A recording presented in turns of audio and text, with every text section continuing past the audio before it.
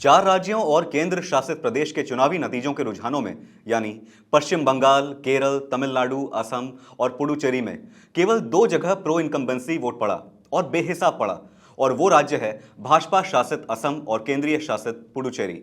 इसके अलावा तमिलनाडु, केरल में जबरदस्त एंटी इनकम्बेंसी देखने को मिली। पर कमाल हो गया है पश्चिम बंगाल में, जहां भाजपा का ऐतिहासिक प्रदर्शन देखने को मिल रहा है। इस विषय पर हमारे दूसरे चैनल फेस टू फेस पर हमारे मुख्य संपादक डॉक्टर सैयद रिजवान अहमद जल्द अपना विश्लेषण साझा करेंगे।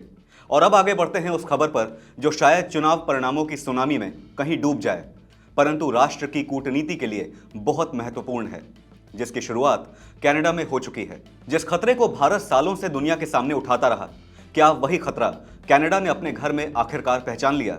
कनाडा की खुफिया एजेंसी की नई रिपोर्ट ने खालिस्तानी नेटवर्क को लेकर ऐसी सच्चाई सामने रखी है जिसने कूटनीति और सुरक्षा दोनों मोर्चों पर हलचल तेज कर दी है। क्या है पूरा मामला, जानेंगे इस स्पेशल रिपोर्ट में। नमस्कार, आप देख रहे हैं आपका अपना न्यूज चैनल सत्य सर्वोच्च न्यूज और मैं हूं सोम।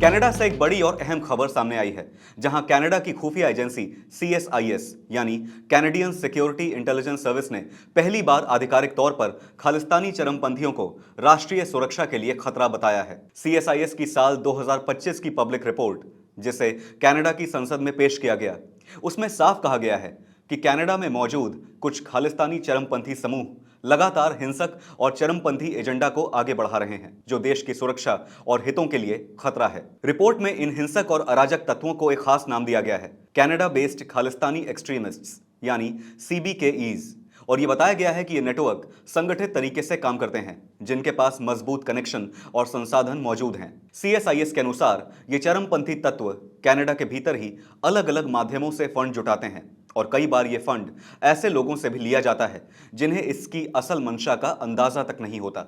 इसके बाद इस धन का इस्तेमाल हिंसा को बढ़ावा देने या उससे जुड़ी गतिविधियों की योजना बनाने में किया जाता है। हालांकि रिपोर्ट इस मुद्दे पर एक अहम संतुलन भी स्थापित करती है। इसमें स्पष्ट कहा गया है कि खालिस्तान की मांग को अगर कोई अहिंसक और शांतिपूर्ण तरीके से रखता है तो उसे उग्रवाद की श्रेणी में नहीं रखा जाता। यानी कनाडा ये मानता है कि कुछ लोग लोकतांत्रिक और वैध तरीकों से अलगाववादी विचारों का समर्थन करते हैं और इसे सीधे तौर पर सुरक्षा खतरा नहीं कहा जा सकता।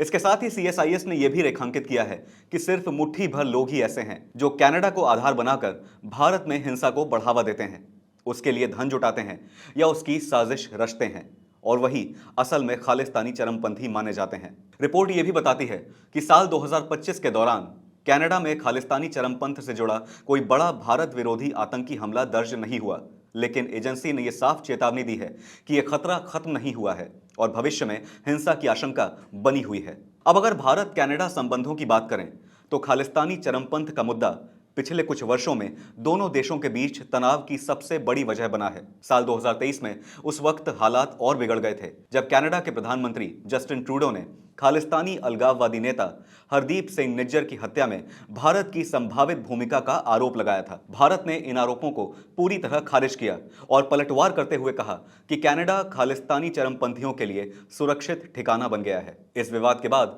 दोनों देशों ने एक दूसरे के राजनयिकों को निष्कासित किया और रिश्ते तनाव के दौर में पहुंच गए। हालांकि कनाडा में सरकार बदलने के बाद 2025-26 के दौरान हालात में कुछ हद तक सुधार के संकेत दिखाई दिए हैं। इसी कड़ी में भारतीय गायक और अभिनेता दिलजीत सिंह दोसांझ, जो पहले खालिस्तान को लेकर विवादों के घेरे में रहे हैं, उनका कनाडा के एक कॉन्सर्ट का वीडियो वायरल हुआ जिसमें वो खालिस्तानी समर्थकों को फटकार लगाते नजर आए। कुछ लोगों ने जहां इसे बहुत सराहा, वहीं सोशल मीडिया पर कुछ ऐसे कमेंट्स भी देखने को मिले जिन्हें यह बात चुभी कि देश हो या विदेश, दिलजीत बात पंजाब की अधिक और भारत की कम करते हैं। हालांकि इन सकारात्मक कदमों के बावजूद दोनों देशों के बीच विश्वास का संकट अभी पूरी तरह खत्म नहीं हुआ है। पर कनाडा द्वारा खालिस्तान चरमपंथ को उजागर किया जाना भविष्य में रिश्तों के लिए बेहतर संकेत माना जा रहा है। और इस नई रिपोर्ट को भारत के नजरिए से भी काफी अहम माना जा रहा है, क्योंकि भारत लंबे समय से यह कहता आया है कि खालिस्तानी चरमपंथ केवल घरेलू नहीं बल्कि अंतर्राष्ट्रीय नेटवर्क के रूप में सक्रिय है। जाहिर है, पहली बार कनाडा की अपनी खुफिया एजेंसी द्वारा इस खतरे को औपचारिक रूप से स्वीकार किया जाना भारत की चिंताओं को वैश्विक स्तर पर एक नई वैधता दिलवाता हुआ दिखाई दे रहा है। कुल मिलाकर यह रिपोर्ट सिर्फ एक सुरक्षा दस्तावेज नहीं है, बल्कि यह उस जमीनी सच्चाई का आईना है जिसे नजरअंदाज करना अब शायद किसी के लिए भी आसान नहीं होगा। अब देखना यह है कि यह स्वीकारोक्ति सहयोग का रास्ता कैसे खोलेगी, या फिर भविष्य में अभी कुछ और घटनाक्रम देखने को मिलेंगे। फिलहाल इस खबर पर इतना ही। देश और दुनिया की बड़ी और अहम खबरों के लिए बने रहिए सत्य सर्वोच्च के साथ। लाइक, कमेंट, शेयर और सब्सक्राइब करना ना भूलें। अपना और अपनों का ध्यान रखें। धन्यवाद। जय हिंद।